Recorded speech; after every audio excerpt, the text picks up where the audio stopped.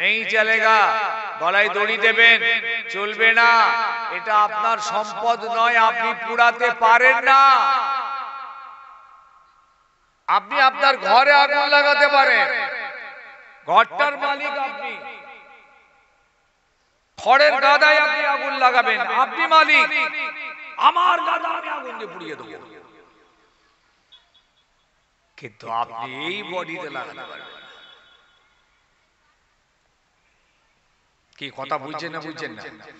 এইখানটা যদি আপনি আগুন দেন, যদি নিজেকে সুইসাইড করেন, তাহলে কিন্তু কঠিন প্রশ্নের সম্মুখীন হতে হবে। একটা হাদিস আনছি শুনুন, আবু দাউদ শরীফ। আপনারা যারা, আমি দাদা হুজুর কেবলার মাদ্রাসায় শিক্ষকতা করি, জানেন তো? জানেন না? দাদা পীর কেবলার নিজে হাতে তৈরি করা মাদ্রাসা ফুরফুরা শিল্পী, সব থেকে বড় যে মাদ্রাসা, ওই মাদ্রাসার আমি এখনো শিক্ষক। ওই মাদ্রাসা থেকেই পড়াশোনা করেছি। ওই মাদ্রাসাতেই প্রায় 30 বছরের উপর চাকরি করলাম। এবার রিটায়ার হয়ে যাব। বুখারী শরীফ পড়ায়, মুসলিম শরীফ পড়ায়, আবু দাউদ শরীফ, নাসাই শরীফ, এইসব কিতাব পড়াতে হয়। আল্লাহ শুকর, দাদা পীরের মাদ্রাসার আমি এখনো গোলাম, আর এই সিলসিলার গোলাম। আবু দাউদ শরীফের মধ্যে এই হাদিসটা এসেছে। একটা বাপ তার ছেলেদেরকে ডাকলো, ডেকে বলল, এই গ্রামে কি করো তুমি? এই মসজিদে মা, আরে ওটা যে গেল। ও মাশাআল্লাহ, বাহ বাহ।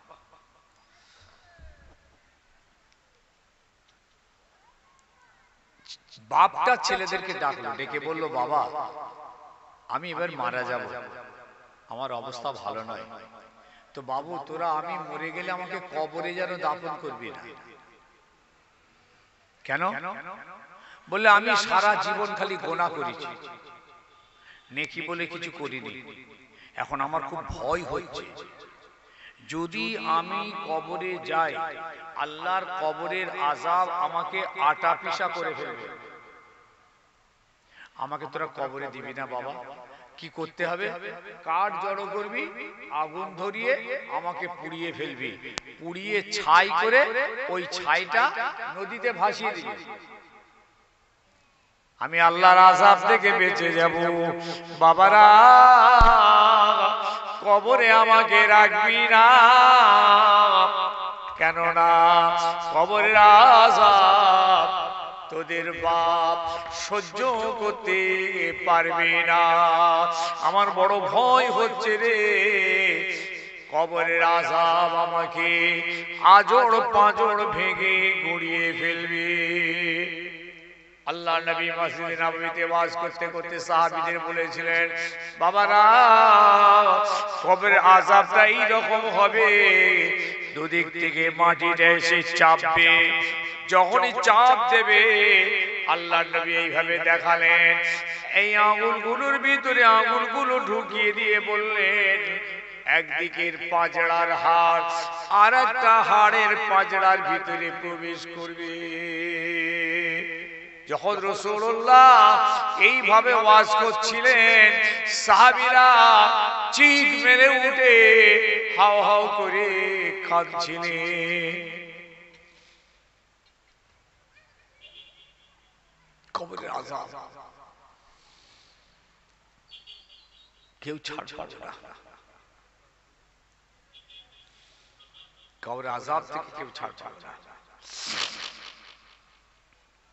বাবারা তোদের ওসিয়ত করে গেলাম, আমাকে পুড়িয়ে ফেলে ছাইগুলো পানিতে ভাসিয়ে দিবি, না হয় যখন ঝড় উঠবে ওই হাই উড়িয়ে দিবি, কোথায় কোথায় নাকি আমি পড়বো, আমার আযাব থেকে বেঁচে যাব। বাপটা মারা গেল, ছেলেরা আগুন ধরিয়ে পুড়িয়ে ফেলল, পোড়া ছাইগুলো নিয়ে সমুদ্রে ফেলে দিল। সমুদ্রের ভিতরে পানি ঢেউতে ছাইগুলো ভাসতে ভাসতে এক জায়গায় জড়ো হয়ে আমার আল্লাহ তাকে জিন্দা করে ফেললেন। বললেন কোন ফায়াকুন, ওই ছাই মানুষের সুরাতে জিন্দা হয়ে গিয়েছে। সুবহানাল্লাহ বলবেন না? কি কবে বলবেন? বলুন না সুবহানাল্লাহ। আওয়াজ জোরে সবাই মিলে। আল্লাহ পাক সব পারেন, খালি বলবেন কোন ফায়াকুন। এই যে পৃথিবী দাঁড়িয়ে আছে দেখতে পাচ্ছেন, যদি আল্লাহ একবার দুটো হরফ ছোট কাপ আর নো, কোন দুটো হরফ ছোট কাপ আর নো, কোন, সারা পৃথিবী ধ্বংস হয়ে যাবে। আবার যেই খোদা বলবেন কোন ফায়াকুন, আবার তৈরি হয়ে যাবে। আমার আল্লাহ হলেন ঠিক এই রকম।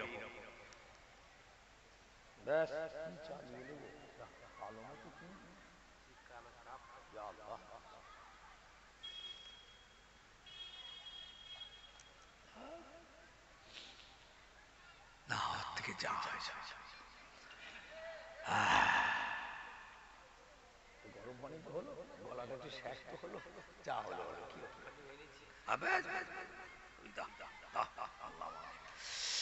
কি বললেন? মরে গেল, বাপকে পুড়িয়ে ফেললো ছেলেরা। হ্যাঁ, পোড়ানো ঠিক হয়েছে, কিন্তু বাপের ওসিয়াত পুড়িয়ে ফেললো। ছাই গুলো সমুদ্রে ভাসতে ভাসতে মানুষের সুরাত। আল্লাহ পাক এবার জিগে ধরেছেন, এ বান্দা কি হলো তোর? কেন তুই তোর তাজা শরীরটাকে আগুনে পুড়িয়ে ফেললি, আগুনে পুড়িয়ে খার করে ফেললি? কি হয়েছে তোর?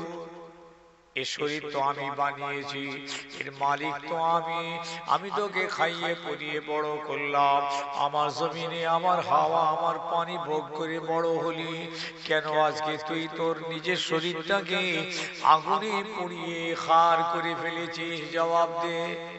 যুবক বলবেন আল্লাহ আমি বড় গুনাহগার, খাতাকার, খাকসার, আমার বড় ভয় হলো আমাকে যদি কবরে রাখা হয়, কবরের আযাব আমাকে আটা পিষা করে ফেলবে। এই কবরে আযাবের ভয়ে, গজবের ভয়ে, শাস্তির ভয়ে, ও আল্লাহ তোমার ভয়ে আমি আমাকে পুড়িয়ে ফেললাম। কার ভয়ে পুড়িয়েছে? কার ভয়ে? সবাই মিলে বলুন। বলছে আল্লাহ বড় গুনাহ করেছি, নেকি বলে কিছু নেই, আমার বড় ভয় হলো কবরে রাখলে আল্লাহ তোমার আযাব আমায় চুরমার করে ফেলবে। ও আল্লাহ তোমার আযাবের ভয়ে, কবরের ভয়ে, মরণের ভয়ে, জাহান্নামের ভয়ে আমি আমাকে আগুনে পুড়িয়ে পুড়িয়ে ছাই করে ফেললাম, যাতে আল্লাহ তোমার আযাব থেকে আমি রেহাই পেয়ে যাব।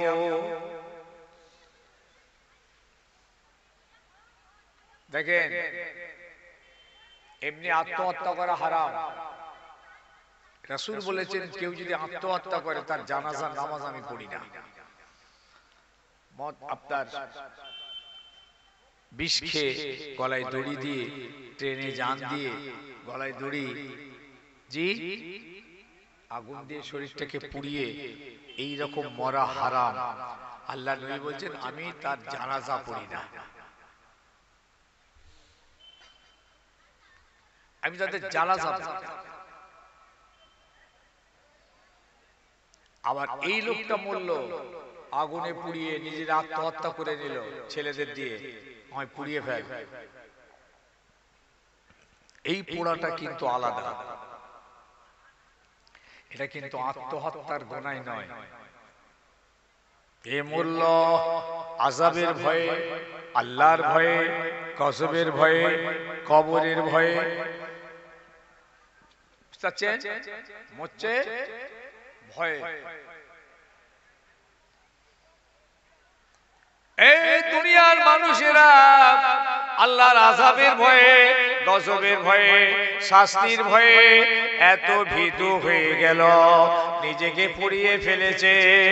আল্লাহ বলেন, বান্দা তুই যদি আমার ভয়ে, আমার আযাব, আমার গজব, আমার শাস্তির ভয়ে তোর তরতাজা শরীরটাকে যদি আগুনে পুড়িয়ে ফেলতে পারিস, আমি আল্লাহ কি পারি না আমার একটা বান্দাকে মাফ করে দিতে? যা বান্দা, আমার নাম রহমান, আমার নাম রহিম, আমার নাম গফফার, আমার নাম করিম। আমি যদি আজকে তোকে ক্ষমা না করি, আমার রহমান নামের বেহুরমতি হবে, গফুর নামের বেহুরমতি হবে। তুই নিজেকে পুড়িয়ে ফেললি আমার ভয়ে, আমার ভয়ে, আমার ভয়ে। আমি আল্লাহ তো জিন্দেগির গুনাহকে আমি মাফ করে দিলাম। যা, তোকে ক্ষমা করে দিলাম, তুই জান্নাতি। দেখেছেন এই জমিন আল্লাহর, পৃথিবী আল্লাহর, আমরাও আল্লাহর। আল্লাহ বানিয়েছে আমাকে, আপনাকে, কুল মাখলুকাতকে। এই হাতটা আল্লাহ আমাদেরকে দিয়েছেন যে তোরা ব্যবহার করবি। মালিক কিন্তু আমি, হুকুমটা থাকবে আমার। বুঝতে পারছেন? আমরা যে হাতটা দিয়ে কাজ করব, হুকুম আল্লাহর, আল্লাহর হুকুমে কাজ করতে হবে। যেটা করার হুকুম সেটা, যেটা না করার হুকুম সেটা করা যাবে না। এই হাত দিয়ে চুরি করা যাবে, মদ খাওয়া যাবে, সুদ খাওয়া যাবে, ডাকাতি করা যাবে, অন্যায় করে কাউকে মারা যাবে? যেটা আল্লাহর হুকুম, সেই হুকুম মতো আমাদের কাজ করতে হবে। আল্লাহ রাব্বুল আলামিন কোরআন পাকের আরেক জায়গায় ঘোষণা দিলেন, মিনহা খালাকনাকুম ওয়া ফিহা নুঈদুকুম ওয়া মিনহা নুখরিজুকুম তারাতান উখরা। এটা কখন পড়েন? মাটি দিয়ে আসো। মিনহা খালাকনাকুম ওয়া ফিহা নুঈদুকুম ওয়া মিনহা নুখরিজুকুম তারাতান উখরা। আল্লাহ বলছেন, বান্দা আমি তোদের মাটি থেকে বানালাম, এই মাটিতে ফিরিয়ে দেব, আবার এই মাটি থেকে আমি তোদেরকে, আমি আল্লাহ আমার কাছে ফিরিয়ে আনবো। কোনো দাম নেই ভাই আমাদের, এই শরীরের কোনো দাম নেই। কুরআন পাকে আল্লাহ আবার ঘোষণা দিলেন, হে বান্দা কুল ইন্নাল মাউতাল্লাযী তাফিরুনা মিনহু ফাইন্নাহু মুলাকীকুম সুম্মা তুরাদ্দুনা ইলা আলিমিল গায়বি ওয়াশ শাহাদা। এই বান্দা, হাবিব আপনার উম্মতদের বলে দিন, ওরা যে মওত থেকে পালাচ্ছে, মওত থেকে বাঁচতে চাইছে, এই মওত তাদের সঙ্গে দেখা করবে। হাবিব বলে দেন আপনার উম্মতকে, যে মওত থেকে তারা পালাচ্ছে, সেই মওত তাদের সঙ্গে দেখা করবে। তারপর কি করবে? সুম্মা তুরাদ্দুনা ইলা আলিমিল গায়বি ওয়াশ শাহাদা। তারপর আমি আল্লাহ আমার কাছে তোমাদেরকে ফিরিয়ে আনা হবে। অসুবিধা হচ্ছে নাকি? অসুবিধা নেই তো? খুশখাস করে দুটো একটা করে লোক কমেই যাচ্ছে, বাড়া চলেই গেল, কমে যাচ্ছে। ব্যাপারটা কি? শেষ পর্যন্ত সব চলে চা পান খেতে যাচ্ছে নাকি? হ্যাঁ, বিড়ি খৈনি খেতে যাচ্ছে নাকি? কোথা যাচ্ছে বুঝতে পারছি? মানে বিড়ি ফিড়ি খাই, সব খৈনি ফৈনি খাই, ওই জন্য একবার যাচ্ছে খেতে। দুটো চারটে, একটা দুটো করে তো খালি যেতেই দেখছি। মাত্রতেই তো কটা লোক, গ্রামের মানে লোক ফোক নেই, সব কবরে চলে গেছে নাকি? এত বড় গ্রাম, প্রচার টচার হয়েছে। আমি তো ভেবেছিলাম মাশাআল্লাহ বিশাল লোক হবে, কি ব্যাপার গো? হ্যাঁ, বাবু গোস্ত খাওয়াচ্ছে, আজকে তো গোস্ত খাওয়াবে তো, এলো নিজে তাও তাই। হ্যাঁ, আশ্চর্য জায়গায় এরকম পশ্চিম বাংলায় এই প্রথম দেখলো।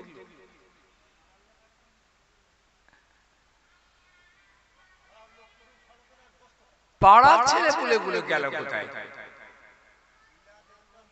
ওরা কি রান্না করছে না?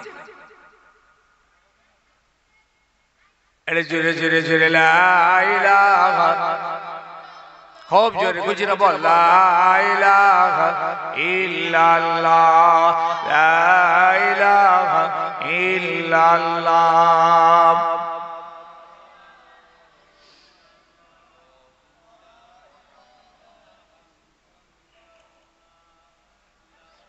दीन मिला ईमान मिला, पढ़ने के लिए कुरान मिला, जो कुछ देने का था सब कुछ दिलवा दिया कमली वाले ने, बोलो ला इलाहा इल्लल्लाह।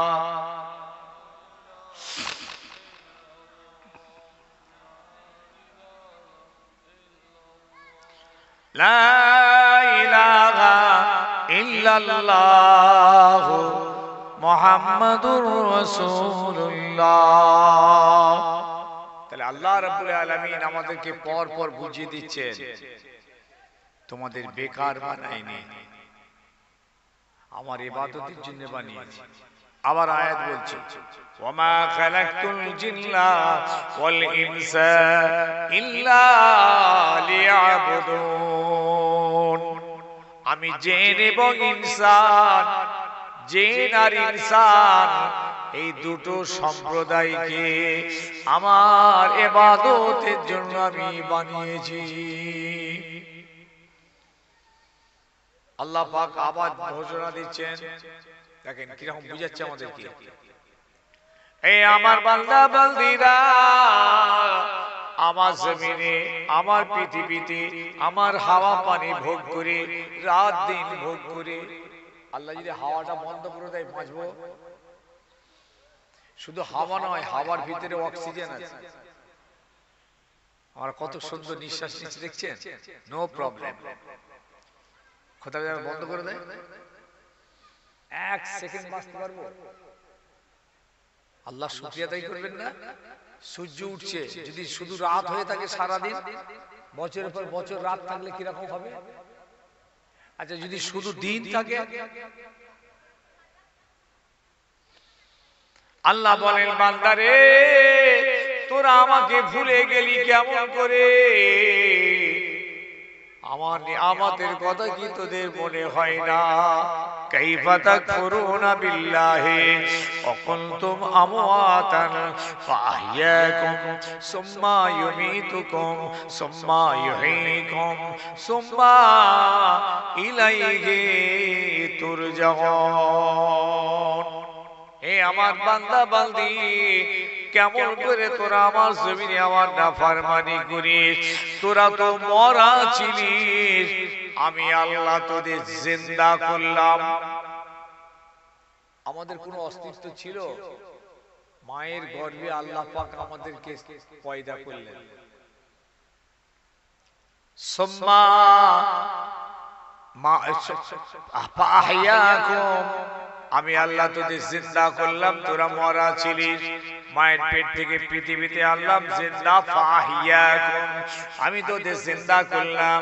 সুম্মা ইউমীতুকুম, ফির কবরে পাঠিয়ে দেব। খেয়াল করছেন না? মায়ের পেটে আল্লাহ আমাদের খাওয়ালেন, আমাদের বড় করলেন। 10 মাস 10 দিন পর পৃথিবীতে এলাম। এখানেও আল্লাহ আস্তে আস্তে আমাদের বড় করলেন, জিন্দা রাখলেন। তারপরে বলছেন সুম্মা ইউমীতুকুম, ফের আমি মৃত্যু দিয়ে কবরে পাঠিয়ে দেব। হাজার হাজার বছর কবরের ভিতরে রয়ে গেলাম। সুম্মা ইউহয়ীকুম, ফের আমি জিন্দা করব। কবর থেকে তুলে জিন্দা তুলি, সুম্মা ইলাইহি তুরজাউন, ফের আমি আল্লাহ আমার কাছে তোমাদের ফিরিয়ে আনবো। আল্লাহ কিরকম বুঝাচ্ছে আমাদেরকে? মুসলমান তো অবুঝ হয়ে ঘুরে বেড়াচ্ছ। জঙ্গলের পশুর থেকেও খারাপ হয়ে গেছে সমাজ। জঙ্গলের পশুরাও অনেক ভালো আমাদের থেকে। তাদের কোনো গুনাহ নেই, তাদের জাহান্নামা জান্নাত নেই, তাদের কোনো নাফরমানি নেই। শুনছেন নাকি? তারা অনেক ভালো। আর আল্লাহ আমাদের জ্ঞান আকেল বুদ্ধি দিয়ে এত বড় করার পর দেখুন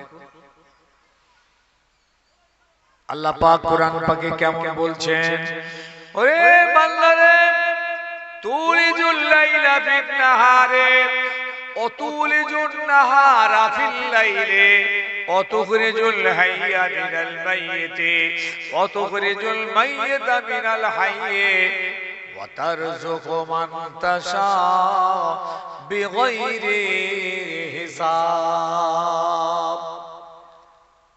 আল্লাহ বলছে আমি রাতের কিছু অংশ দিনের ভিতরে, দিনের কিছু অংশ রাতের ভিতরে আমি প্রবেশ করাই। দেখেন আল্লাহ বলছে রাতের কিছু অংশ দিনের মধ্যে, দিনের কিছু অংশ রাতের মধ্যে। এখন সন্ধ্যে হচ্ছে ধরুন 5টায়, একটু বেড়েছে, এখন একটু বেড়ে গেছে, নাহলে 5টা থেকে হচ্ছিল। তাহলে 5টায় সন্ধ্যে হচ্ছে, গরমকালে হবে 6:30টায়, হবে না? তাহলে 5টায় যখন সন্ধ্যে হয়ে গেল, গরমকালে 6:30টায়, এই যে 1.5 ঘন্টা এই দিনটা, এই 1.5 ঘন্টা দিন হয়ে গেল, রাতটা গেল কোথায়? আবার এদিক থেকে ধরুন 6:30টায় সন্ধ্যে হয়, 6:30টায় সন্ধ্যে হয়, 5টায় সন্ধ্যে হচ্ছে, এই 1.5 ঘন্টার রাতটা গেল কোথায়? আল্লাহ বলছে আমি দিনের মধ্যে, এদিকে রাতের মধ্যে। শুনছেন তো নাকি? আরেকটা বললেন তুলিজুল লাইলা ফিন নাহারে অতুলিজুন নাহারা ফিল লাইলে অতুখরিজুল হাইয়া মিনাল মাইয়িতি অতুখরিজুল মাইয়িতা মিনাল হাইয়্যি। আমি আল্লাহ আমার ক্ষমতা তোরা দেখ, আমি মরা থেকে জিন্দা বার করি, আবার জিন্দা থেকে মরা বার করি। একটা মরা জিনিস, মরা কিচ্ছু নেই, তার থেকে আমি জিন্দা বার করছি জান। আবার একটা জিন্দা, তার থেকে মরা। সুবহানাল্লাহ সুবহানাল্লাহ, কত পাওয়ারফুল দেখুন। ও বাবাজি তাফসীরে লিখছে ডিম হলো মরা, ডিমের ভিতরে কোনো জান থাকে না। মুরগির পেট থেকে প্রথম যখন ডিমটা পেলাম কিন্তু মরা, আবার সেই ডিমের উপরে বসে আবার বাচ্চা আবার হয়ে গেল জিন্দা। মরা ডিম থেকে জিন্দা বাচ্চা, আবার মুরগি হলো জিন্দা, তার থেকে আবার বার হয়েছে ডিম, এটা হলো মুর্দা। আমার তাফসীর বুঝতে পারছেন না? এই কিতাবের কথা বলছি, আল্লাহ বুঝাচ্ছেন, বুঝ দেখ কুদরতটা ভাব, ভাববি না? এমন কিছু ডাল আছে জঙ্গলে, ডালের সঙ্গে ডালের ঘর্ষণ হয়, অথচ দুটো ডালেতেই পানি আছে, এই ঘর্ষণে কিন্তু আগুন বার হয়। জঙ্গলে আগুন লেগে যেতে পারে, শুকনো কাঠ নয় বাবাজি, ভিজে দুটো ডাল ঘর্ষণ হলে আগুন বার হয়। আল্লাহ বলছেন আমার কুদরত তোরা ভেবে চিন্তা করে শেষ করতে পারবি না। আমি কেমন ভাবে জিন্দাকে মুর্দা বানাই, মুর্দাকে জিন্দা বানাই। আমার নাফরমানি করছিস, এরপরও আমার জমিনে আমার নাফরমানি, এত নিয়ামত ভোগ করছিস।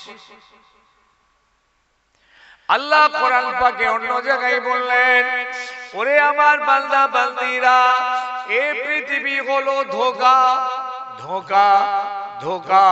খেল তামাশার জায়গা, পৃথিবী হলো মিথ্যা, এটা আসল জায়গা নয়, আসল ঠিকানা হলো আখিরাত। ইমানদার পৃথিবী সব মানবে না, পৃথিবী সব মানে না, পৃথিবী সব বিশ্বাস করে না, আমরা করি।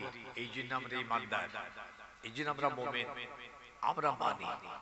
তো ইন্নাল্লাহ, আল্লাহ পাক জানিয়ে দিলেন, ইন্নাদ দুনিয়া লাহাবু ওয়া লাইব ওয়া ইন্নাদ দারাল আখিরাতা লাহিয়াল হাইওয়ান।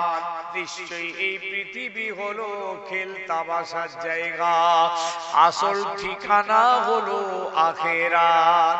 আল্লাহ পাক অন্য জায়গায় জানালেন, লা আইসা ইল্লা আইসাল আখিরাহ, আল্লাহুম্মা গফিরিল আনসার ওয়াল মুহাজিরা।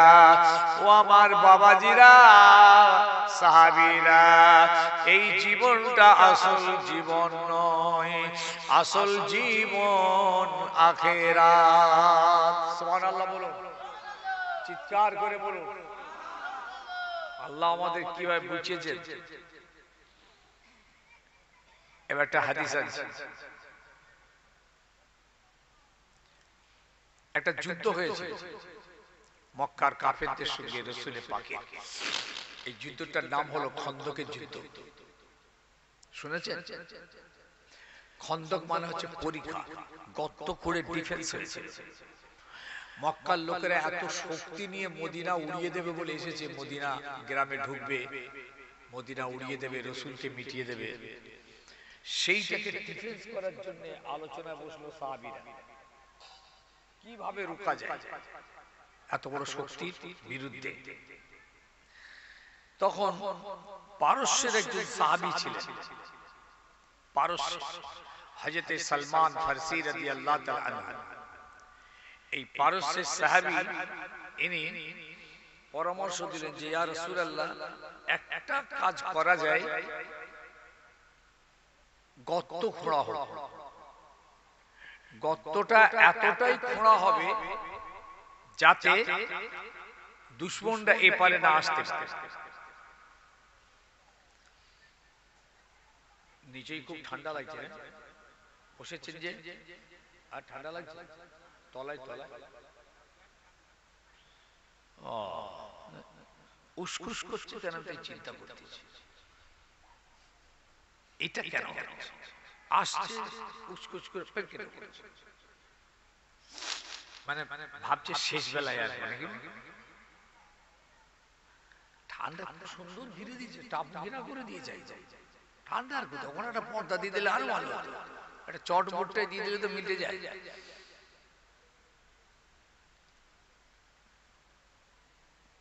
যে কজন আছেন ইনশাআল্লাহ শুকরিয়া, খাঁটি মানুষ আছে, ভেজাল নেই একটা।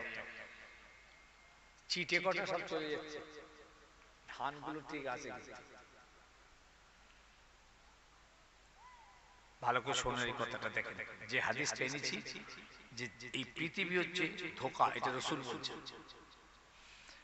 গর্ত খুঁড়ছেন, গর্তটা এইরকম পলিসি করে খোঁড়া হচ্ছে, এতটা লম্বা হবে, এতটা চওড়া হবে, আর এতটা ডিপ হবে যে কোনো ঘোড়সওয়ার পার হতে পারবে না, কোনো ঘোড়সওয়ার টপকে যেতে পারবে না। বুঝতে পেরেছেন? আল্লাহ নবী নিজে মাটি খুঁড়ছেন, নবী নিজে মাটি বইছেন, পেটে পাথর বেঁধেছেন, খাবার কিচ্ছু নেই, মরুভূমির ময়দান, ধুধু করছে, রোদ তাপ গরম, খিদে পিপাসা, সাহাবারা সব ক্লান্ত হয়ে যাচ্ছেন। ওই রকম মাটি খুঁড়ে, মাটি বয়ে, মাটি খুঁড়ে, মাটি বয়ে, সহজ, এতটা লম্বা হচ্ছে কিলোমিটার, প্রায় হাফ কিলোমিটারের উপর লম্বা, ডিফেন্স আটকাবে। আবার ডিপ কতটা করছে দেখো, যাতে একটা ঘোড়া পড়ে আর উঠতে না পারে, আর চওড়া হচ্ছে এতটা যাতে একটা ঘোড়া লাফিয়ে না যেতে পারে। 56 দিন না 2 মাসের উপর লেগেছে খালি ওইটা খুঁড়তে। গর্ত খোঁড়া হয়ে গেল। এই গর্ত খোঁড়া যখন চলছিল, সাহাবীরা বড় মনোবল দুর্বল হয়ে গেছে, পিপাসার খিদেতে ক্লান্ত হয়ে পড়েছে। আল্লাহর নবী ওই সময়ে সাহাবীদের ওই ময়দানে দাঁড়িয়ে বলেছিলেন, ও আমার সাহাবীরা, বাবারা বাবারা, বড় কষ্ট হচ্ছে তোমাদের। বাবা মনে রেখো, এই জীবনটা আসল জীবন নয়। লা আইশা ইল্লা আইশাল আখিরা। আল্লাহুম্মা আরহামিল আনসার ওয়াল মুহাজিরা। হুজুর দোয়া চাইছে।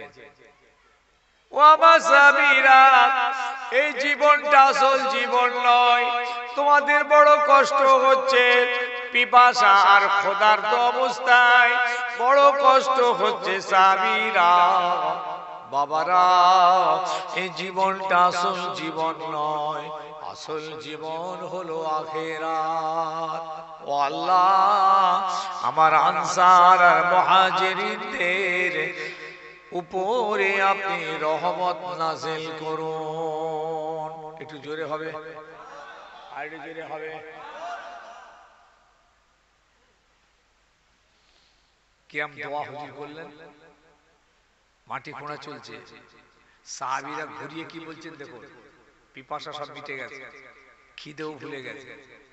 ইয়া রাসূলুল্লাহ, ইয়া হাবিবাল্লাহ, আমরা আপনার হাতে বায়াত হচ্ছি এই কথার উপরে যে আমাদের শরীরে এক ফোঁটা রক্ত থাকা পর্যন্ত এই ময়দান ছেড়ে আমরা যাচ্ছি না। ইয়া রাসূলুল্লাহ, আমরা এই ময়দান ছেড়ে যাব না, যাব না, যাব না।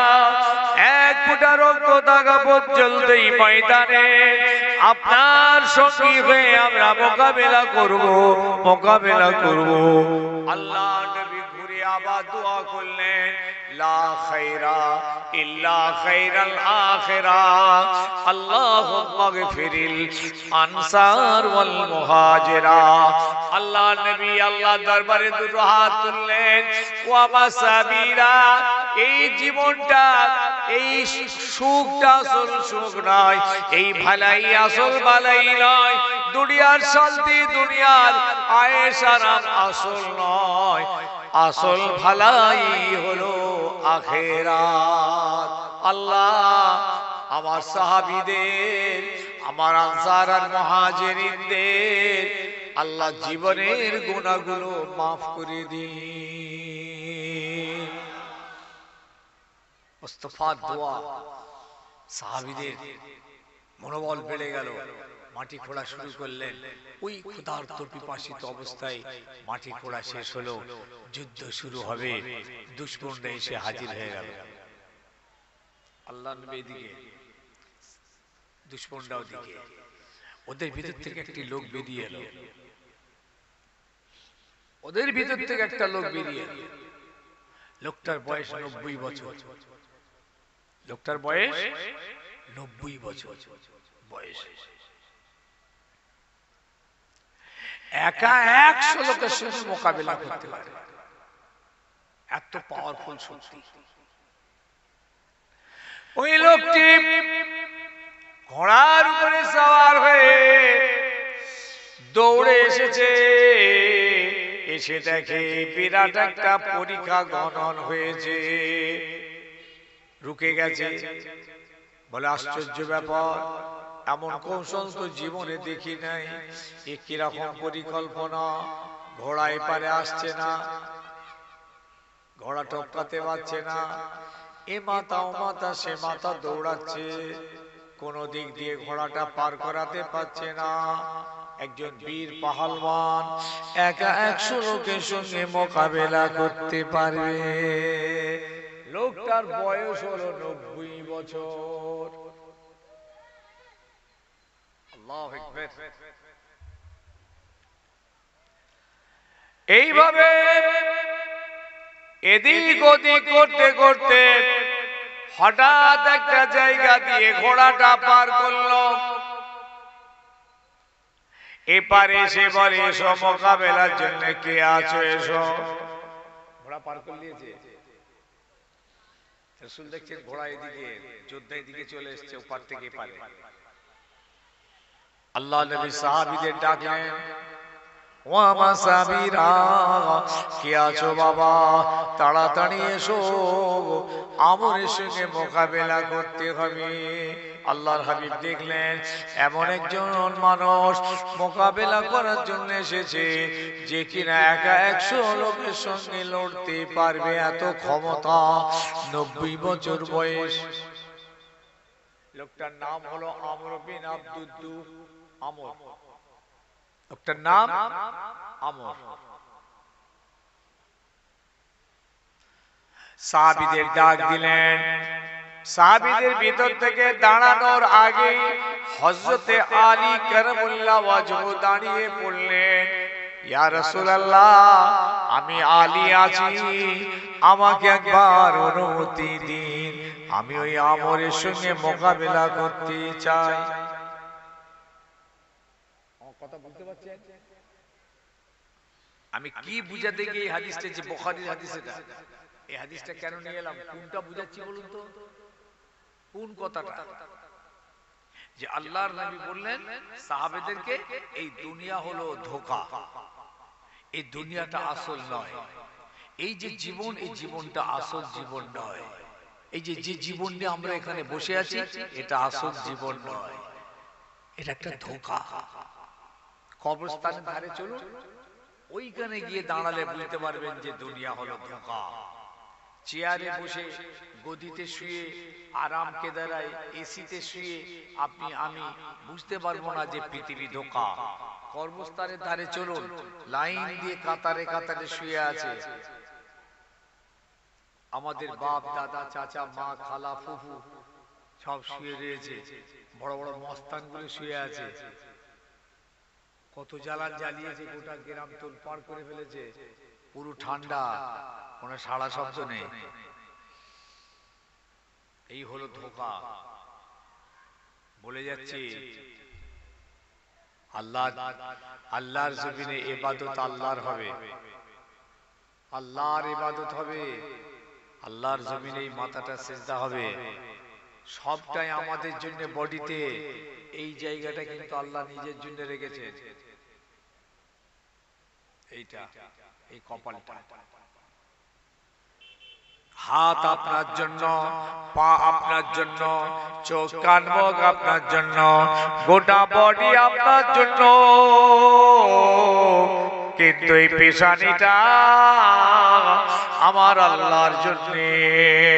আরে বান্দারে, এই পেশানিটা জমিনে রাখ, রেখে আমি আল্লাহ আমার জন্য একটু তাসবিহ পড়, সুবহান রাব্বিয়াল আলা, সুবহান রাব্বিয়াল আলা, সুবহান রাব্বিয়াল আলা। এই তাসবিহটা তোরা যদি পড়িস, আমি আল্লাহ আমার পাওনাটা আদায় হয়ে যাবে। আর আমার পাওনা যদি আদায় হয়ে যায়, বান্দা আমিও আদা করলাম, তোদের পাওনাও আমি আল্লাহ মিটিয়ে দেব। এই জায়গাটা পৃথিবীর কোথাও ঠেকবে না, কারো কাছে নিচু করা যাবে না, একমাত্র আল্লাহ ছাড়া। আল্লাহর জন্য এটা খাস। কথা কি বুঝা গেল নাকি? এটা তো আমি ব্যবহার করি, এটাও ব্যবহার করি, চোখ নাক কান মুখ ব্যবহার করি, পা ব্যবহার করি, সব তো আমি নিজের জন্য, কিন্তু এইটা আল্লাহ জানে।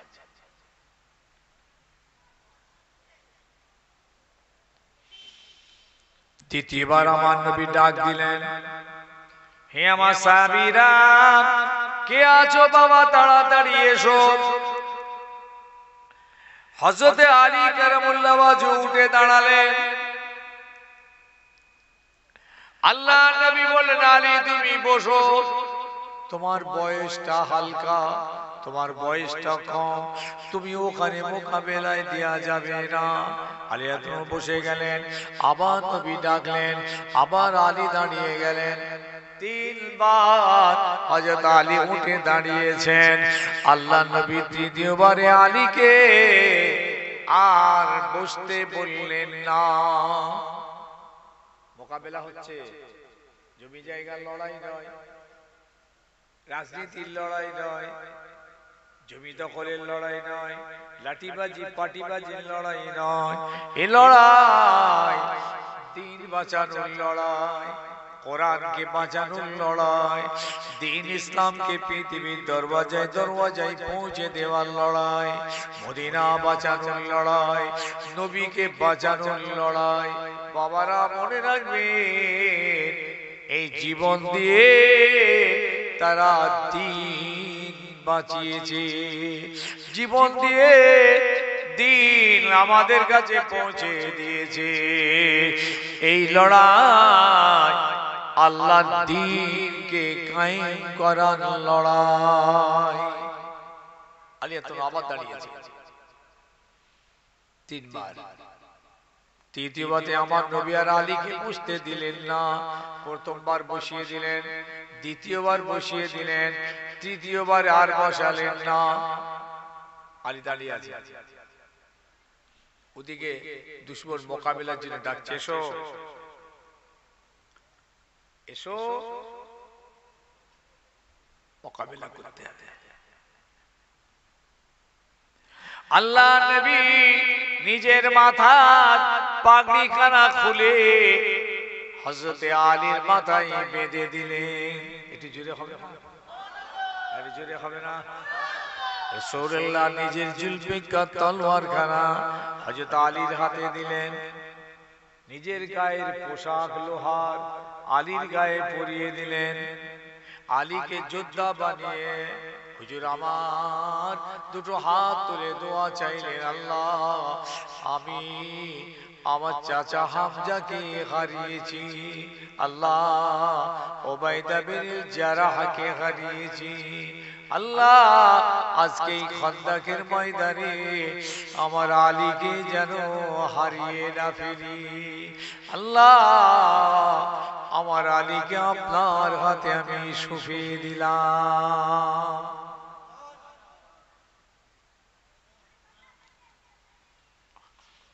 হযরত আলী কারামুল্লাহ ওয়াজহু একটা হায়দারি হাঁক দিয়ে উটের ঘোড়ার উপরে উঠে বসলেন। ঘোড়ার উপরে রওনা হয়ে গেলেন। আল্লাহ নবী দূর থেকে লক্ষ্য করছেন যে হযরত আলীর সঙ্গে মোকাবেলা হবে। ওই 90 বছরের বীর পাহালওয়ানের সামনাসামনি গিয়ে হযরত আলী দাঁড়িয়ে গেলেন। পাহালওয়ান বলছে, এ বাচ্চা ছেলে, তোর বয়স হালকা, তুই আমার সঙ্গে লড়তেই চিস? তোদের বড় বড় পাহলওয়ান গুলো গলিয়ে আমি 90 বছরের বীর পাহলওয়ান যোদ্ধা, একা 100 লোকের সঙ্গে মোকাবিলা করি, তোর মতো বাচ্চা ছেলের সঙ্গে মোকাবিলা করতে চাই না। আমার আলী তখন জবাব দিলেন, এই আমর শুনেরা, আমার মাথাতে আমার রাসূলুল্লাহর পাগড়ি আছে, আমার হাতে আমার রাসূলুল্লাহর ঝান্ডা আছে, আমার শরীরে নবী পাকের পোশাক আছে, আমার জন্য আমার রাসূলুল্লাহর দোয়া আছে। আমার আজকের এই মোকাবেলায় কি বাহাদুর এই তলোয়ার তার পরিচয় দেবে। বাঘের বাচ্চা বাঘ, কে বাহাদুর তলোয়ার তার জবাব দেবে। এই কথাটা আমরে সহ্য হলো না, সে সঙ্গে সঙ্গে তলোয়ার চালিয়ে দিয়েছে। বিরাট মার, প্রেস্টিজ ম্যাটার, কথার মার, মারাত্মক মার, আত্মসম্মানে লিখেছে। আমর বলে, আমি এত বড় বাচ্চা ছেলে আমাকে এত বড় আঘাত দিল। সঙ্গে সঙ্গে তলোয়ারের বার হযরত আলী তলোয়ার আটকে দিয়েছে। আবার আলী তলোয়ার চালিয়েছে, আমর আটকে দিল। আমর তলোয়ার চালিয়েছে, আলী আটকে দিয়েছে। মোকাবেলা হচ্ছে, রাসূলুল্লাহ দেখছেন দূর থেকে, আল্লাহ তুমি আমার আলীকে হেফাজত করো, আল্লাহ তুই আমার আলীকে হেফাজত করো। বিশাল পালোয়ানের সঙ্গে মোকাবেলা হচ্ছে হালকা বয়সের আলী। এইভাবে মোকাবেলা হতে হতে হযরতে আলী কারমুল্লাহ ওয়াজহু বললেন আমর একটু দাঁড়া। আমর দাঁড়িয়ে গেল। আলী বললেন আমর তুমি যে একজন বীর পাহালওয়ান যোদ্ধা, তুমি নিজেকে পাহালওয়ান বলে দাবি করো, কিরকম তুমি পাহালওয়ান যে তোমার পিছনে এত সৈন্য দাঁড় করিয়ে রেখেছো? ধোঁকা ধোঁকা দেওয়া যায় সত্যের উপরে, মিথ্যা না। সত্যের উপরে আপনি ধোঁকা দিতে পারবেন, মিথ্যা ধোঁকা গোনা। আমার কথা বুঝতে পারছেন? মিথ্যা ধোঁকা গোনা, সত্যের উপরে ধোঁকা দেয় চলবে। সত্যতে পিছনে সব সৈন্য রয়েছে, সৈন্য দাঁড়িয়ে আছে পিছনে। আমার তুমি যদি এত বড় পালোয়ান হবে, কিরকম পালোয়ান তোমার পিছনে এত সৈন্য দাঁড়িয়ে আছে? আমর এই কথাটা শুনে পিছন দিকে ঘাড় ঘুরিয়ে দেখছে কতগুলো সৈন্য আমার পিছনে। যেই মাথাটা ঘুরিয়েছে হযরত আলী কিন্তু আর সুযোগ হাতছাড়া করেননি। রাসূলুল্লাহ দেওয়া তলোয়ার তার গর্দানে ওয়ার করে দিয়েছে। এক ওয়ারেতে তার দেহ থেকে মাথাটা 10 হাত দূরে গিয়ে পড়ল।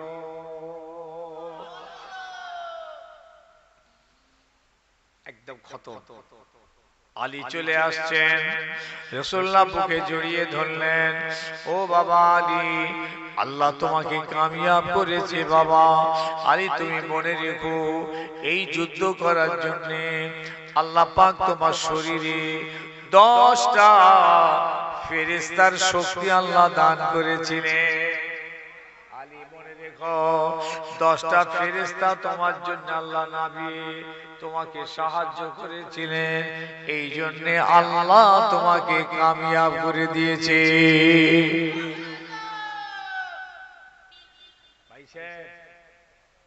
এই দুনিয়া ধোঁকা, এই পৃথিবী মিথ্যা, এই পৃথিবী খেল তামাশার জায়গা। একবার দরুদ শরীফ আল্লাহ। গরম পানি দেন তো, গরম পানি, গরম পানি।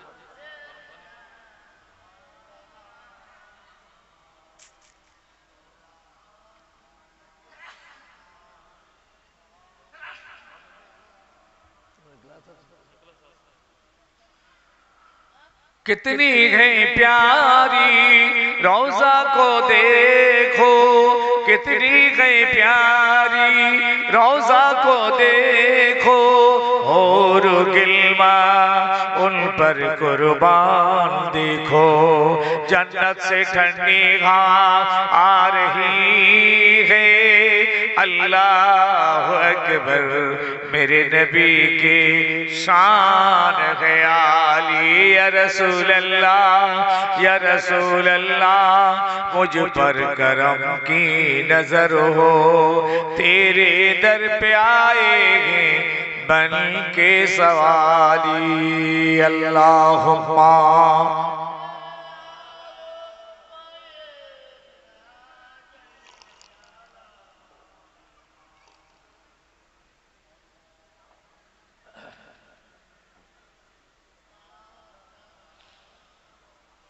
আমার ভাইরা, ছেলেরা, যুবকেরা, জওয়ানেরা, তাই বলে যাচ্ছি বাবা, পৃথিবী থেকে চলে যেতে হবে, মত যে কোনো মুহূর্তে আসবে। আমরি জীবন তৈরি করুন। এই এত খরচা করে, এত মেহনত করে আপনাদের চাঁদায় এই মাহফিলটা করেছেন, উদ্দেশ্য তো একটাই, আল্লাহকে পাওয়া, রাসূলকে পাওয়া, ইবাদত বন্দেগী করে জাহান্নামা থেকে বাঁচা, জান্নাত পাওয়া, এটাই তো মূল লক্ষ্য। কেন ঠান্ডার রাতে এখানে বসে আছেন? মাহফিলটা দিতে হলো কেন? নবীরও কোনো লাভ নেই, আল্লাহরও কোনো লাভ নেই। এই মাহফিল দিয়ে আল্লাহর কোনো লাভ নেই, নবীর কোনো লাভ নেই। সারা পৃথিবীতে কোটি কোটি নবী দিবস হয়, আমার নবীর কিচ্ছু লাভ নেই। যদি বন্ধ হয়ে যায় নবীর কোনো ক্ষতি নেই। আমরা আমাদেরকে বাঁচাবার জন্য নবী দিবস করি, মাহফিল করি। মাহফিলে কোরআন হাদিসের আলোচনার ভিতর দিয়ে আমরা আমাদেরকে বাঁচার রাস্তা তৈরি করি, আমরা হেদায়েতের পথ পাই, আমরা সিরাতাল মুস্তাকিম খুঁজে পাই, আমরা জান্নাতি হতে পারি, জাহান্নাম থেকে বাঁচতে পারি। এই জন্যই আমরা এই মাহফিল করেছি। একটা গরিব মানুষ লেবার খেটে খায়, তিনি 100 টাকা চাঁদা দিয়েছেন।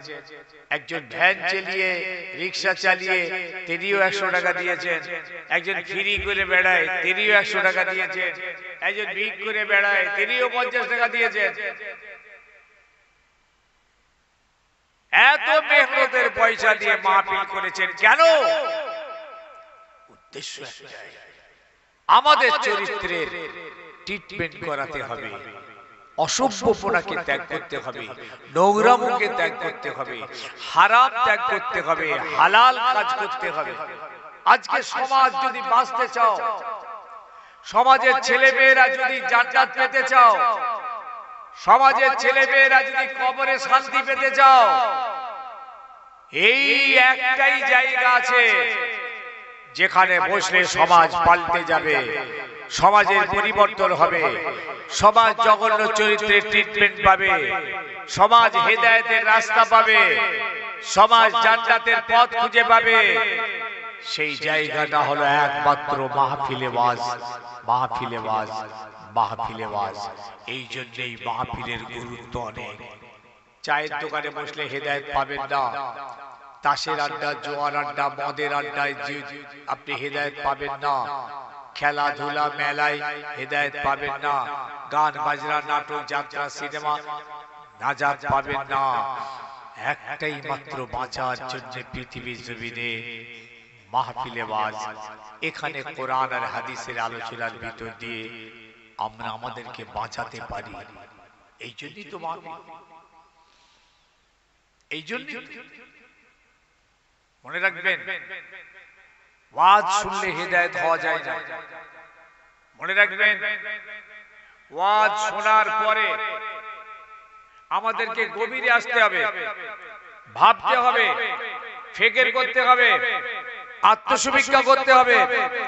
তবে আমরা যখন ইসলাম গুরুত্ব উপলব্ধি করব, কোরআনের গুরুত্ব, শরীয়তের গুরুত্ব, তখন হেদায়েত মিলবে।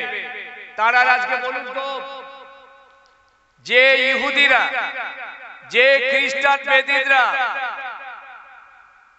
25,000 ইমানদার মুসলমানকে কতল করে দিয়েছে, যে ইহুদি নাস্তিক বেদিনরা আমাদের মসজিদগুলোকে ভেঙে দিচ্ছে, মসজিদে ঢুকতে দিচ্ছে না, আজান বন্ধ করে দিচ্ছে, নামাজ পড়তে দিচ্ছে না, যে সমস্ত ইহুদি নাস্তিক খ্রিস্টানরা মাদ্রাসাগুলোকে ভেঙে গুড়িয়ে দিচ্ছে, যারা কোরআনগুলোকে পোড়াচ্ছে, লাঠি মারছে, ছিঁড়ে ফেলছে, শর্ট মারছে, এই জাতের পৃথিবীর যেসব মানুষ ইহুদি, নাস্তিক, খ্রিস্টান, বেদিন, মুশরিক, কাফের, আজকে ভালো করে লক্ষ্য করে দেখবেন, তাদের কালচারটাই আমাদের ছেলে মেয়েদের ভালো লাগছে, তাদেরই পোশাক পরিচ্ছদ গুলো আমাদের ছেলে মেয়েদের পছন্দ হচ্ছে, তাদেরই খাওয়া দাওয়ার স্টাইলটা আমাদের পছন্দ হচ্ছে,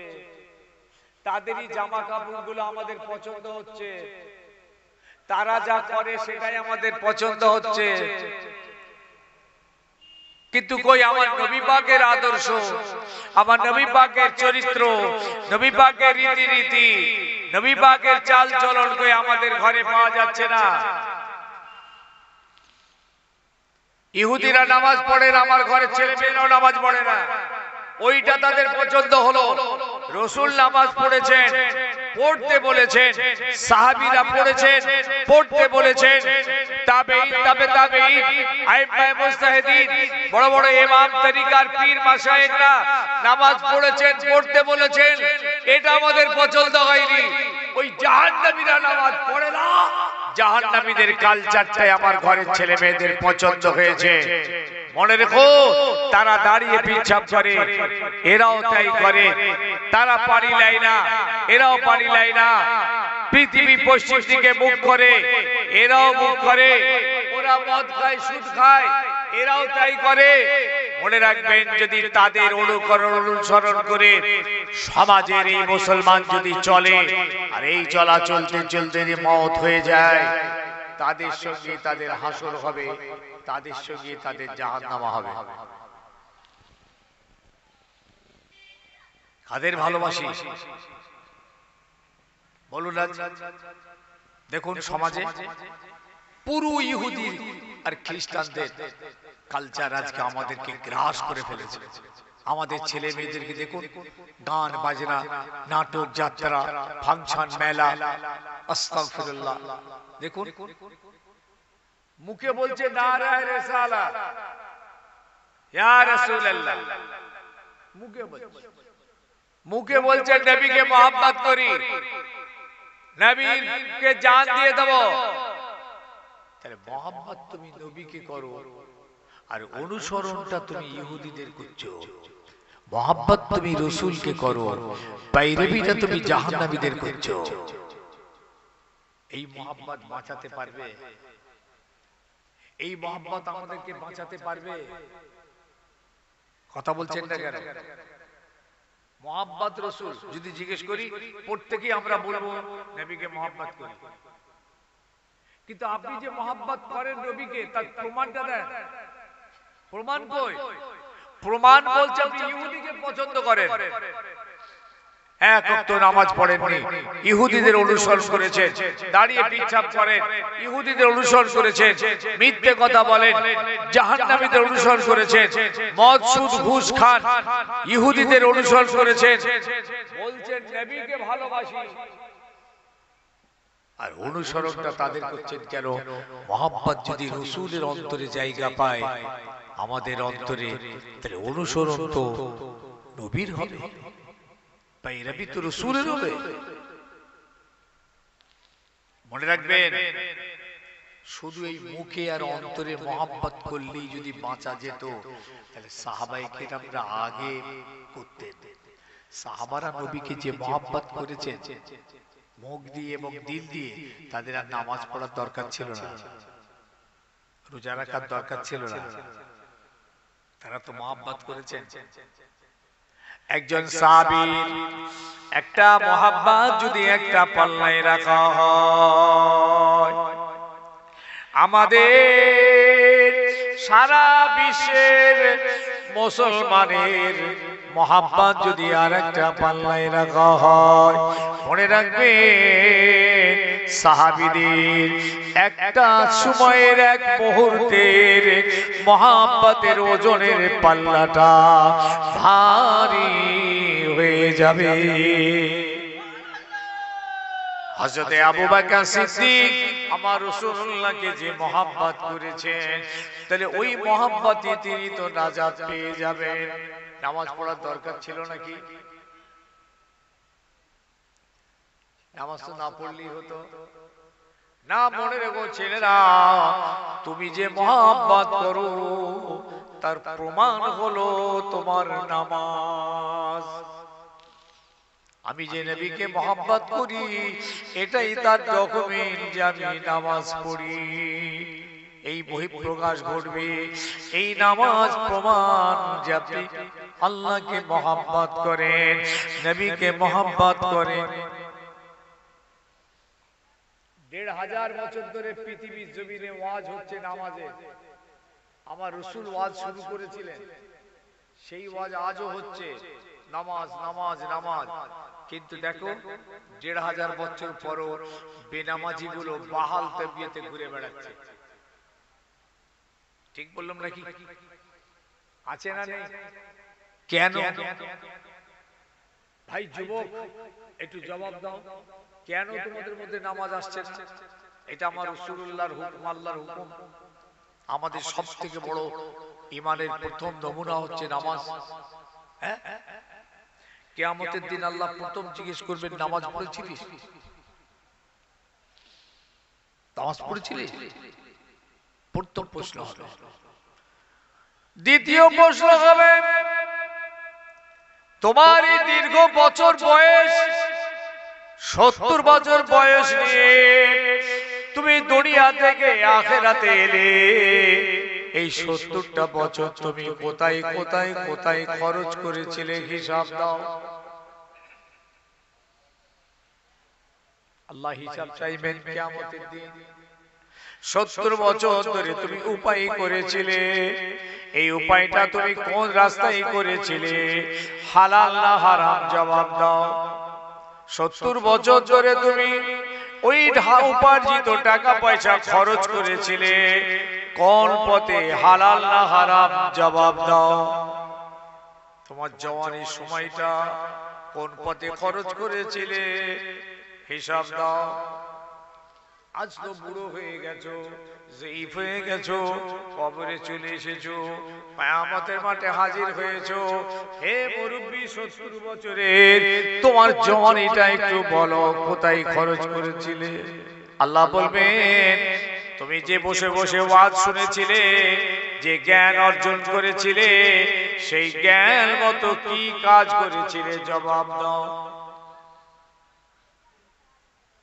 কথা কি বুঝতে পারছেন? এসব প্রশ্ন কিয়ামতের মাঠে হবে। দাও, আজকে 1500 বছর ধরে মদ হারাম হয়ে গেছে, এখনো মাতাল ঘুরে বেড়াচ্ছে। আবার দামি দামি মাতাল আছে, কমা মাতাল আছে, আবার দামি মাতাল আছে। কমাগুলো হলো এই লোকাল কিছু খেয়ে পড়ে আছে রাস্তায়, এগুলো হচ্ছে নরমাল। ওই গাছতলায় পড়ে আছে, রাস্তার ফুটপাতে পড়ে আছে, গঙ্গ করছে, গ্যাজানি বেরিচ্ছে, একদম থার্ড ক্লাস মাতাল। আর হাই ফাই ফার্স্ট ক্লাস মাতাল, ওরা বার বিয়ারে যায়, দামি দামি মদ খায়, আবার মদের বোতল নিয়ে এসে ঘরে তুলে রাখে।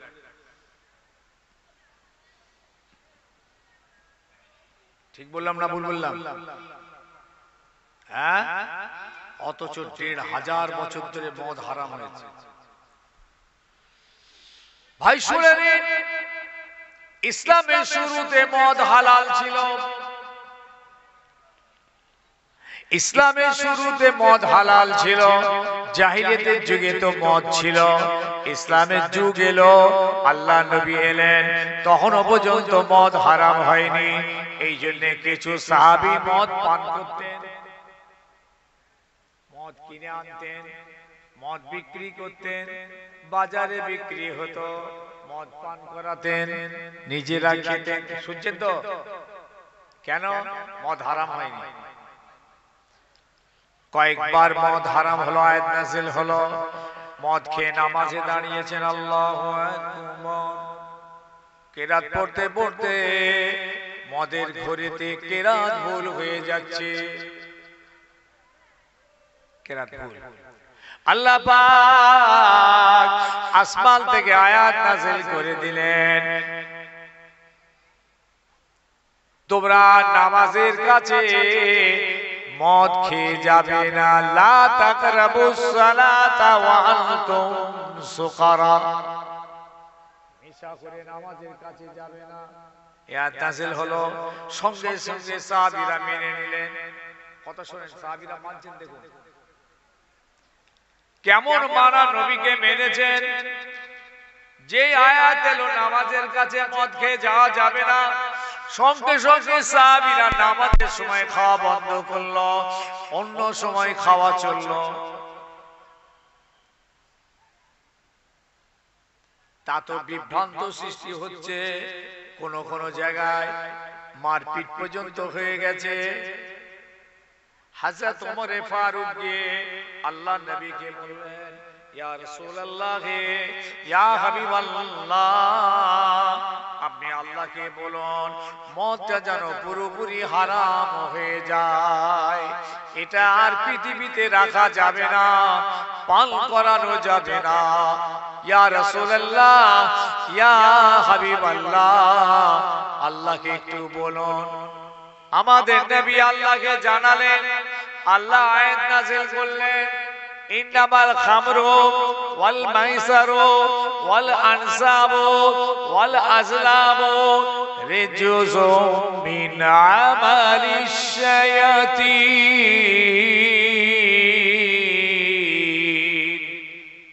মদ সম্পূর্ণ হারাম, কিনা যাবে না, রাখা যাবে না, বিক্রি করা যাবে না, পান করা যাবে না, সম্পূর্ণ মদ হারাম।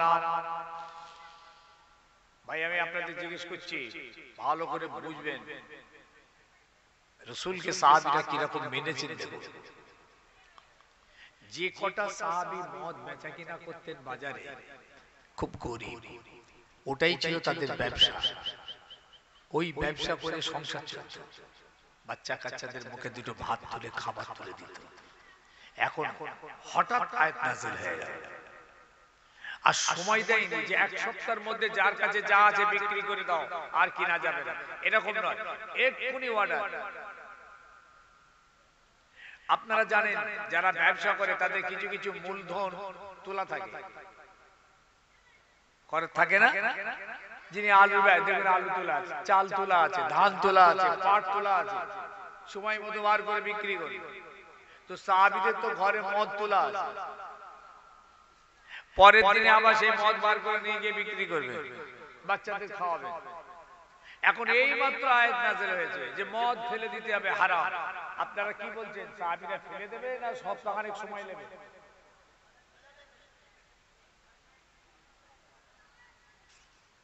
জি,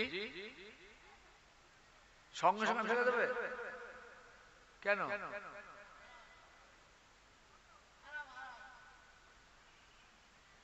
করছি তুই চুপ কর, তোর বাপ চাচাদের হাতে ধরেছি। তুই যখন আরো বড় হবি আর কথা বলবি, এটা বুদ্ধি কম, তো যেটা কথা বলছি, চুপ করে বস। তাহলে এক্ষুনি ফেলে দিতে হবে কেন? আয়াত নাযিল হয়ে গেছে। আচ্ছা এই মাত্র তো, এটা তো আল্লাহ পাক তো বলতে পারতেন যে সপ্তাহখানেক তোদের জীবনে যা আছে সব ঠিক করে ফেলে দিবি, মানে বিক্রি করে দিয়ে আসল টাকাটা তুলে দে। এখন ওগুলো সব ফেলে দেওয়া মানে নষ্ট, বাচ্চারা খেতে পাবে না, ওদের তার কিচ্ছু নেই, গরিব তো, ওইটুকুই তো চলে। তাহলে আপনারা বললেন সাহাবীদের জন্য এক্ষুনি ফেলে দিতে হবে, অথচ আয়াতটা এই মাত্র নাযিল হয়েছে। আর যেই আয়াত নাযিল হয়েছে, হযরত ওমর ফারুক রাদিয়াল্লাহু তাআলা আনহু উনি তখন আওয়াজ দিচ্ছেন, আলা আন্নাল খামরা কাদ হুরিমাত। ও মদিনা সাহাবীরা হুঁশিয়ার হয়ে যাও, মদ সম্পূর্ণ হারাম, আর রাখা যাবে না, কিনা যাবে না, বিক্রি করা যাবে না, পান করা যাবে না, মদ হলো সম্পূর্ণ হারাম। কে চিল্লাচ্ছেন? এটা এই আওয়াজটা কে দিচ্ছে? আওয়াজ শোনেন নাকি? খালি মুখের দিকে চেয়ে আছে নাকি? মানে বডি এখানে আছে, রূহ কিন্তু অন্য জায়গায়। কি বলছে? কে বললেন এই কথাটা? হ্যাঁ, একটু বল না বাবা, একটু সারা শব্দ দে না। জ্যান্ত আছে না মরে গেছে বুঝতে পারছি, সারা শব্দ দাও। ওমর ফারুক রাদিয়াল্লাহু তাআলা আনহু সেহেনখানাতে উঠে দাঁড়িয়ে চিৎকার করে সব মানুষকে শুনিয়ে দিচ্ছেন, তোমরা শুনে নাও, আয়াত নাযিল হয়ে গেছে, মদ আর কিনা যাবে না, রাখা যাবে না, বিক্রি করা যাবে না, পান করা যাবে না, মদ সম্পূর্ণ হারাম। বাবাজি বলুন তো ওই গরিব সাহাবীগুলো কি করবে? আপনারা বললেন সঙ্গে সঙ্গে ফেলে দেবে।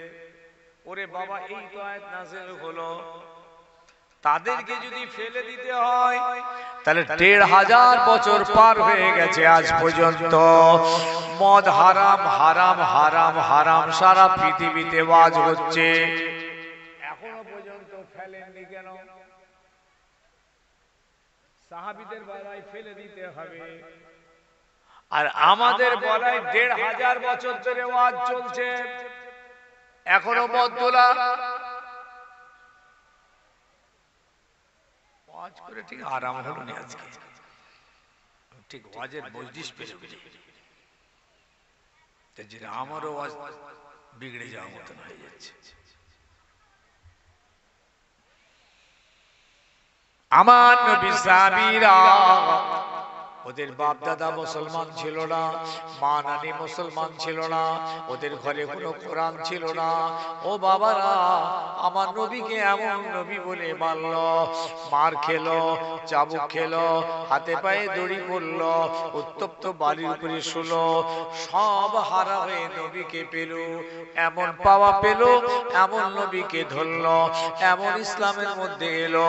বাবাজি, ওই মদের ব্যারেল গুলো দৌড়ে দৌড়ে দৌড়ে দৌড়ে গিয়ে ঘর থেকে পেড়ে পেড়ে মদিনার রাস্তায় ফেলে দিয়েছে। ঈমান দেখেছে, মোহাম্মত দেখলেন তো, রাসূলকে মোহাম্মত। আর এই কি বলছেন? নারায়ে রিসালা, ইয়া রাসূলুল্লাহ, নবী কা দামান ছোড়োগা नहीं। আর মুখ থেকে মদের ভর ভর করে গন্ধ বের হচ্ছে। যে দেখো,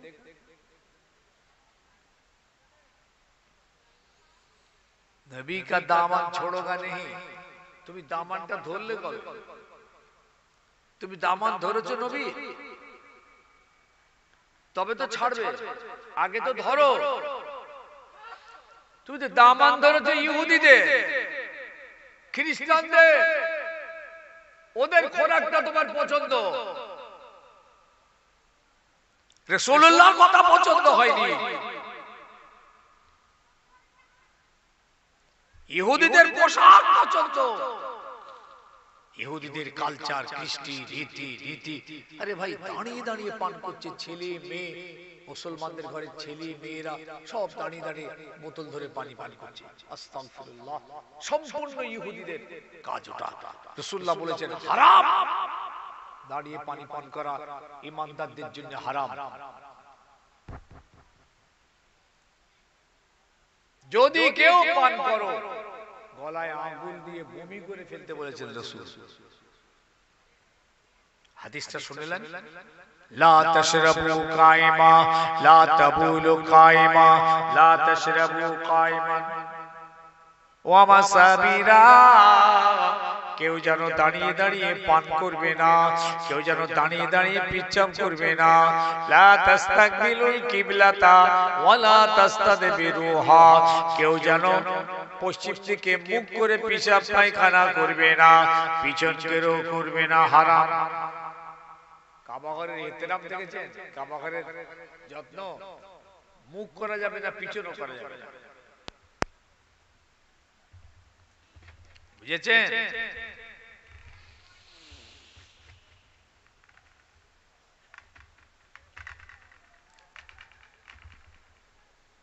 ও আমার বাপ, ভাই, ছেলে, যুবক, আরেকটা হাদিস আছে দেখুন। একটা গরীব সাহাবা এই রাসূলকে মেনেছেন, কেমন খোদাকে মেনেছেন। তাদের 14 পুরুষ মুসলমান ছিল না, তাদের গায়ের রক্তটাও মুসলমানের রক্ত ছিল না। রাসূলুল্লাহর হাত ধরে ঈমান আনলো, ব্লাড ডায়ালিসিস হয়ে গেল, ব্লাড কুফরি ব্লাড থেকে ইসলামিক ব্লাডে চলে গেল।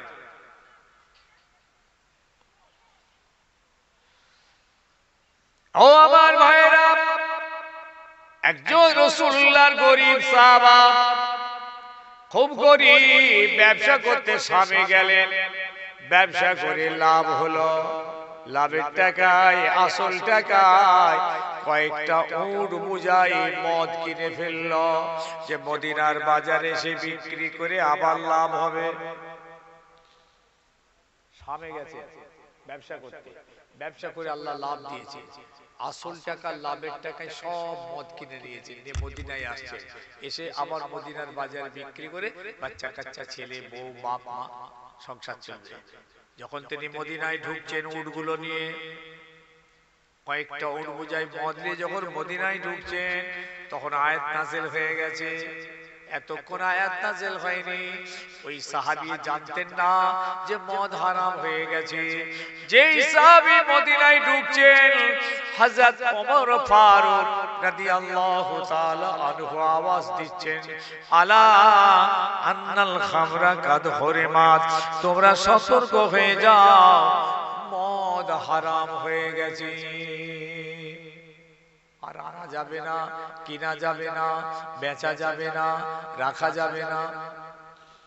আপনাদের খুব বুঝিয়ে বলছি, ওই গরিব সাহাবী কি করবেন বলুন তো? খুব চিন্তায় পড়ে গেলেন। সেই মাত্র খালি মদিনায় ঢুকছেন, এখনো উটের পিঠেতে মদ বাঁধা, হারাম। বড় চিন্তায় পড়ে গেলেন, কি করা যাবে? এত টাকার মদ আমার তো জানা ছিল না। খুব দুশ্চিন্তা, দুটো চিন্তার মধ্যে পড়লেন। একটা হলো, যদি মদ আমি বাজারে গিয়ে বিক্রি করি, দুনিয়ার লাভ হবে, আখিরাতের ক্ষতি হবে। ঠিক তো, তাই তো নাকি? কথা বলে হবে না? যদি বিক্রি করে দুনিয়ার লাভ, ছেলে মেয়ে সবাই খাবে, আখিরাতের ক্ষতি। আর যদি আমি মদটাকে ফেলে দিই, আখিরাতের লাভ হবে, দুনিয়ার ক্ষতি হয়ে যাবে। বুঝতে পারছি না? বুঝতে পারছি না? দুটো চিন্তা মাথায় নিয়ে ওই গরিব সাহাবী বড় মুশকিলে পড়লেন। কি করা যায়? মদ হারাম যখন মেনে নেব, মেনে নিলাম, জীবনে আর আনবো না, কিনবো না, খাবো না, খাওয়াবো না, জীবনে আর কোনোদিন মদ করে আনবো না, মেনে নিলাম। কিন্তু এখন আমার উপায় কি? বাচ্চাগুলো অনেক দিন আশা করে আছে, আমি এখনো বাড়িতে যাই নাই। বাড়িতে বিদেশ থেকে ফিরেছে ব্যবসা করে। বললে আল্লাহ নবীর কাছে যাওয়া যাক, নবীর কাছে গিয়ে একটু অনুরোধ করে বলা যাক, নবী যদি একটু অনুমতি দেন, শুধু এই মদের ব্যারেল কটা মদিনার কোন গোপন বাজারে বিক্রি করে দিই, জীবনের মতন তওবা করে নি, জীবন আর কোনোদিন কিনবো না। আল্লাহ নবীর দরবারে গেলেন। ইয়া রাসূলুল্লাহ, ইয়া হাবিবাল্লাহ, হুজুর আমি বড় গরীব, আপনি জানেন আমি একটু ব্যবসা করতে স্বামী গিয়েছিলাম, আল্লাহ পাক কিছু লাভ দিয়েছিলেন, সেই টাকাতে মদ কিনে আমি মদিনায় এলাম, ভাবলাম মদিনার বাজারে বিক্রি করব, কিন্তু ইয়া রাসূলুল্লাহ আমার তো জানা ছিল না, এসে শুনছি মদ হারাম, রাখা কিনা বেচা যাবে না। ইয়া রাসূলুল্লাহ আমি মেনে নিলাম, জীবন আর এই কাজ করব না, শুধু আপনার কাছে অনুরোধ, আপনি একবার আমাকে একটু অনুমতি দিন। হুজুর যদি একবার অনুমতি দেয়, তাহলে দুনিয়াও বাঁচবে, আখিরাতও বাঁচবে।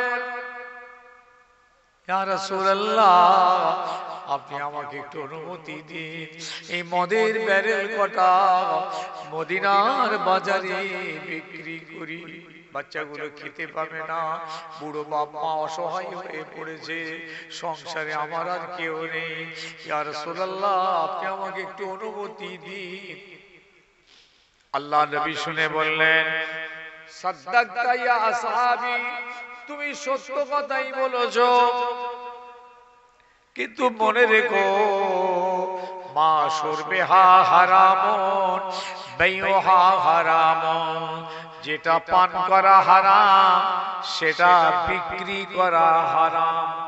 ও সাহাবী, আমি তোমাকে বিক্রি করার অনুমতি দিতে পারবো না, আল্লাহ পাক হারাম করে দিয়েছেন, যেটা পান করা হারাম বিক্রি করাও হারাম। ভাই রক্ত খাওয়া হালাল না হারাম?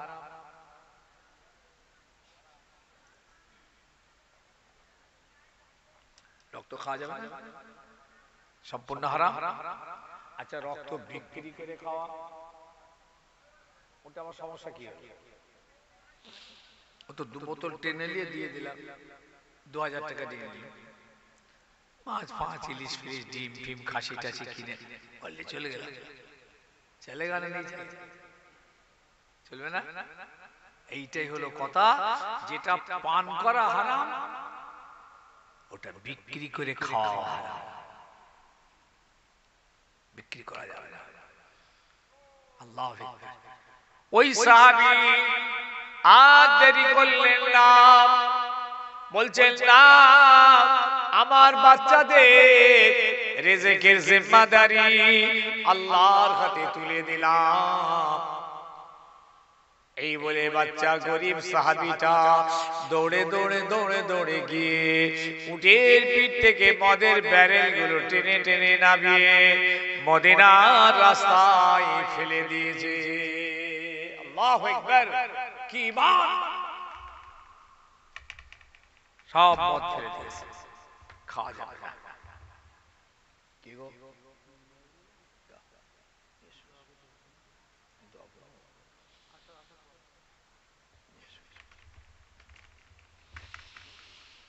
তাই আমার বাপদের, আমার ভাইদের, আমার ছেলেদের, মা বোনদের হাতে ধরে বলে গেলাম, বাবারা বাবারা, আল্লাহর জমিনে আল্লাহর দ্বীন কায়েম হয়ে গেছে, ইসলাম জিন্দা হয়েছে, ইসলাম জিন্দা আছে, দ্বীন জিন্দা আছে, দ্বীনের ঘরে আমাদের জন্ম হয়েছে, সেই দ্বীনের হেফাজতের জিম্মাদারি আমাদের উপরে।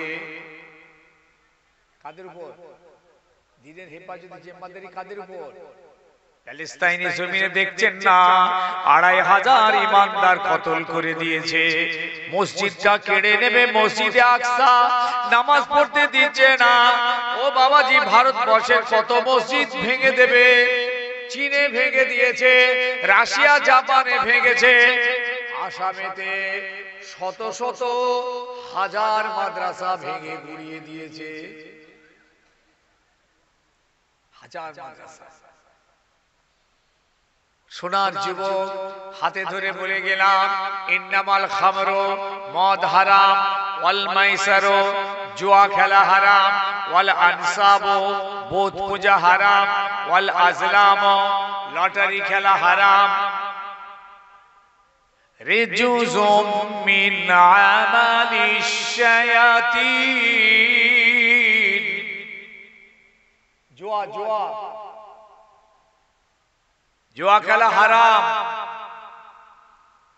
ও তো পৃথিবীর সব জাত করতে পারে, ইমানদার পারবে না, ইমানদারের জন্য চলবে না। ইহুদি নাস্তিক খ্রিস্টান বেদিনরা পারে, ওদের হালাল নেই হারাম নেই, ওদের পাক নেই নাপাক নেই, ওদের সত্য নেই মিথ্যা নেই, ওরা পারে, ওরা পারে, ইমানদার পারে না, ইমানদারের জন্য হারাম, ওরা জাহান্নামী।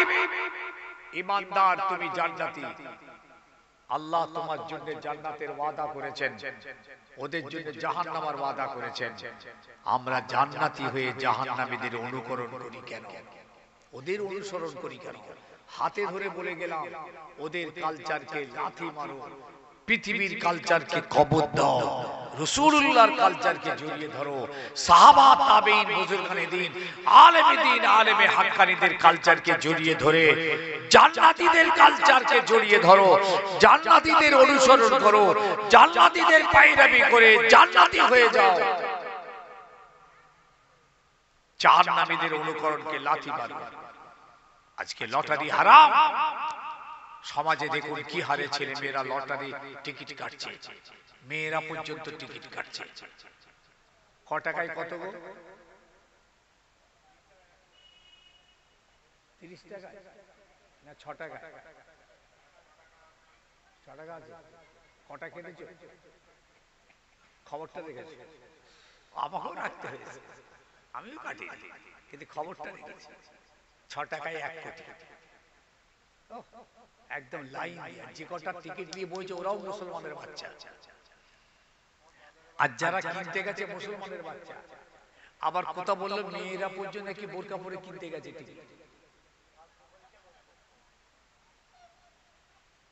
ওই টিকিট পেয়ে ওই যে খাওয়া খেচ্ছ, রক্ত হাড় হাড্ডি মাংস যা তৈরি হয়েছে সব হারাম, সব ওই হারাম পয়সায় হাত তুলেছো নেই চলেগা, চাঁদা দিয়েছো কবুল হবে না, হজ যাকাত কুরবানি কবুল হবে না, ইসাল সবে দিয়েছো কবুল হবে না। কথা শুনছেন? হাত তুলে আল্লাহ আল্লাহ আল্লাহ করছো, কিচ্ছু কবুল হবে না। হাতে ধরে বলে গেল, আমি বলছি রে, কোরআন বলছে, ইন্নামাল খামরু ওয়াল মাইসারু ওয়াল আনসাবু ওয়াল আজলামু রিজসুম মিন আমালিশ শায়াতিন। আল্লাহ কোরআন পাকের অন্য আয়াতে আল্লাহ বলেছেন কাদ আফলাহাল মুমিনুন। আল্লাহর ঈমানদার মুমিন বান্দারা কামিয়াব কামিয়াব কামিয়াব। আল্লাহু আকবার। মুমিনরা কামিয়াব। আল্লাহ আমাদের জন্য জান্নাতের খুশখবরি দিয়েছেন ওয়া বাশশিরিল মুমিনিন। ও নবী আপনার ঈমানদার মুমিন বান্দা বান্দীদের জন্য আমি আল্লাহ আমার দয়ার জান্নাতের খুশখবরি শুনিয়ে দিই। আল্লাহু আকবার। জান্নাত আমরা জান্নাতি বলুন ইনশাআল্লাহ। হ্যাঁ বড় চিৎকার করে ইনশাআল্লাহ। আমরা জান্নাতি আমরা জান্নাতি আল্লাহ বলেছেন আমি বলছি ইনশাআল্লাহ। আচ্ছা আমরা জান্নাতে যাব না তো কে যাবে? কাফেররা যাবে? বেঈমানরা যাবে? মুশরিকরা যাবে? অগ্নি পূজকরা যাবে? বুত পূজারীরা যাবে? একমাত্র যদি জান্নাতে যেতে হয় ইনশাআল্লাহ আমরা জান্নাতে যাব। এটা আমার আল্লাহর ওয়াদা। আর ওদের জন্য ফাবাশশিরহুম বিআযাবিল আলীম। ও নবী ওদেরকে আমার কঠিন দর্দনাক আযাবের খুশখবরি শুনিয়ে দিন। সব জাহান্নামে চলে যাবে। অতএব আমার ঈমানদার ভাইরা ও আমার জান্নাতি ভাইরা খবরদার জাহান্নামীদের অনুসরণ করবেন না, জাহান্নামীদের পেরাবি করবেন না, জাহান্নামীদের ইত্তেবা করবেন না। হাতে ধরে বলে গেলাম আল্লাহ পাকের নবী ইত্তেবা করুন। আতিউল্লাহ ওয়া আতিউর রাসূলা। আল্লাহ বলছেন আমার ইতাআত করো, আমার রাসূলের ইতাআত করো। মোহাব্বত মোহাব্বত মোহাব্বত করে করে তো পাগল হয়ে গেলে, কিন্তু মোহাব্বতের কোনো ডকুমেন্টস নেই। দেখেন না আপনি, দেখেন তো ভাই আমি মোহাব্বত করি তার প্রমাণ এইটা। দাড়িটা চেঁচে ফেললেন, আপনি বলছেন নবীকে মোহাব্বত করি। মদটা খেয়ে ফেললেন, বলছেন নবীকে মোহাব্বত করি। আর মোহাব্বতের মধ্যে নামাজটা পড়লেন, নবী বলছেন মোহাব্বত করি। আপনি নামাজ পড়ুন, আপনি প্রমাণ করছেন যে আমি নবীকে মোহাব্বত করি। এটা তার বই প্রকাশ, এটা তার ডকুমেন্টস। আপনি তো নামাজই পড়লেন, তাহলে কাদ আফলাহাল মুমিনুন الذين هم في صلاتهم خاشعون। আল্লাহু আকবার।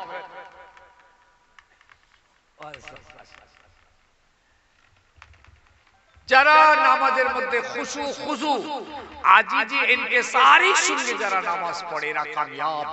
আল্লাহ বলছেন কাদ আফলাহাল মুমিনুন, এরা জান্নাতি।